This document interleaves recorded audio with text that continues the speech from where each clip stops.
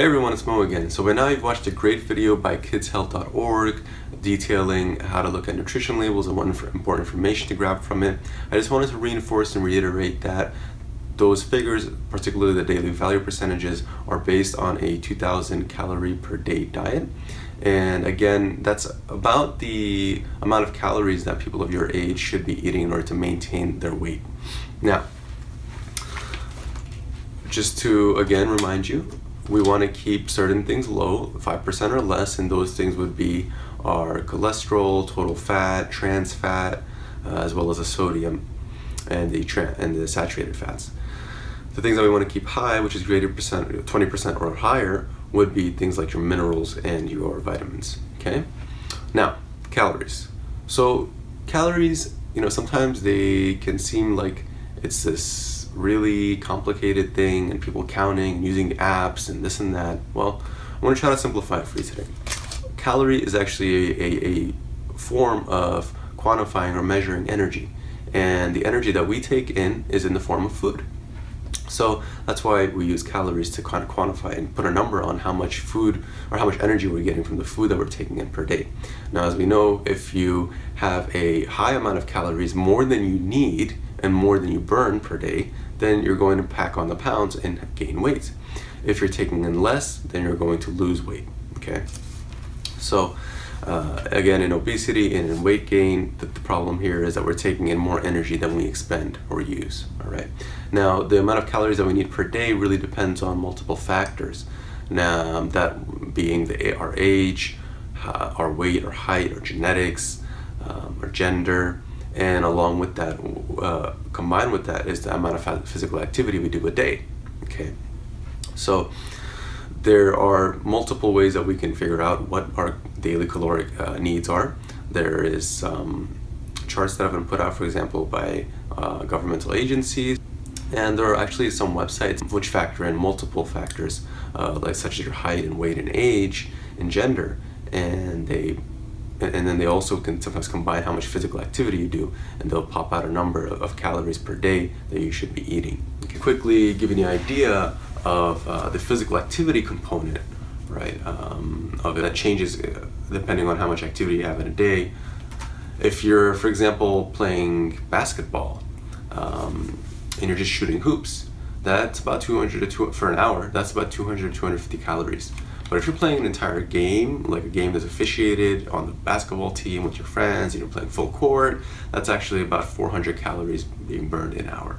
Okay, so it really depends on how much exercise you're doing, and you can see how in the same amount of time, doing more rigorous exercise and vigorous exercise will lead to higher calories being burned, just because you need that energy to move. Okay, great. So, instead of showing you how each different component of a food adds up to the calories that are within an entire dish, I'm just going to go through the sample diet that we had the other day, and I'm going to kind of have to go through the different components of it.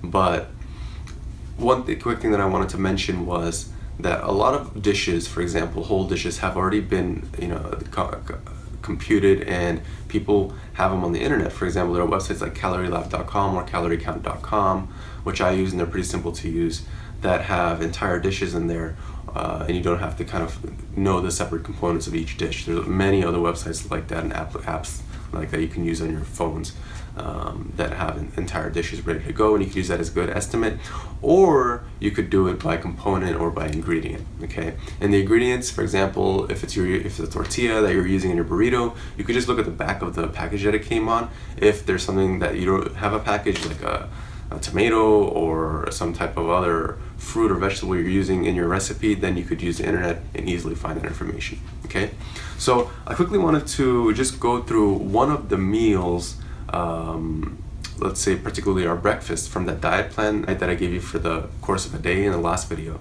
So in that video we had 2 eggs that we poached or boiled, and each egg was 70 calories, so that would be a total of 140 calories for the eggs. We had a piece of toast, not buttered, whole wheat toast, which would be about 80 calories. We have a cup of skim milk yogurt, which would be about 140 calories. We added in a banana or apple, and the banana is about 100 calories. And we took that with a cup of 2% milk, which is about 120 calories. And that would be a total of about 580 calories. Now, when you do that same calculation for the rest of the meal plan, you will come up to add a total of about 2,055 calories for that day. Okay, and that's again about where you all should be to maintain the weight that you're currently at. All right, so you could use this number now and see, okay, if you're trying to lose weight, a good way actually to lose 1 pound a week would be to decrease your intake of calories by 500 calories a day. And the reason for that is if you do 500 calories for every day for 7 days a week, that's 500 times 7, which is 3,500 calories per week. And that will lead to 1 pound of weight loss because 1 pound of fat is about 3,500 calories, all right?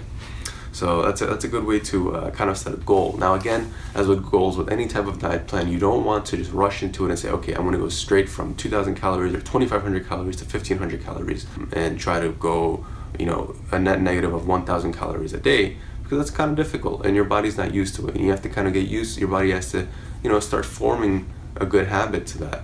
And sometimes if you make drastic changes, then you're not going to stick with it. So I definitely recommend doing things slowly, decreasing your amount of calories, maybe 100, 200 calories per week, and up until where you get to that goal, okay? And also for people who are doing a lot of activity, playing a lot of sports, you may actually want to be over the recommended limit. And again, there's a lot of calculators and charts that show you, okay, if you're a really active person, you should be eating this many calories, and that is how many calories you'd want to eat. The chart in particular that I'll be giving you, which they talk about the sedentary, moderately active, and active. The sedentary is someone who, for example, comes home from school, sits down, plays video games all day long. The moderately active is someone who goes after school and plays with his friends for an hour or two, shooting hoops, riding his bicycle. The active person is someone who a couple days a week will go to basketball, football practice, and the rest of the days of the week will go and play out with his friends. Okay, and also works out on the weekends. All right. So just a quick measure of what that means when you get that. Last thing I'd really like you to do is really take a little bit of time and complete that worksheet that goes along with this video. I'd like you to take that diet that you made last time and now calculate how many calories it is and see, you know, where you're at. If you're someone who you think you need to lose some weight and you're not at the ideal body weight for your height, then go ahead and see what you can cut out without sacrificing some of the crucial food groups that we want to make sure we take in based on that DASH diet that I told you, in the healthy diet, where you want a good amount of your fruit and veggies and grains in every day, okay? And a good amount of proteins. Also, again, just so you know, there are really great apps, again, that can help you track all this stuff. You can track your entire day's worth of meals onto an app, and it can tell you how many calories you've had that day and how many you can still eat, how many you're over, so that way you can continuously improve your diet and make it a healthy method of eating, okay? All right, we'll see you next time.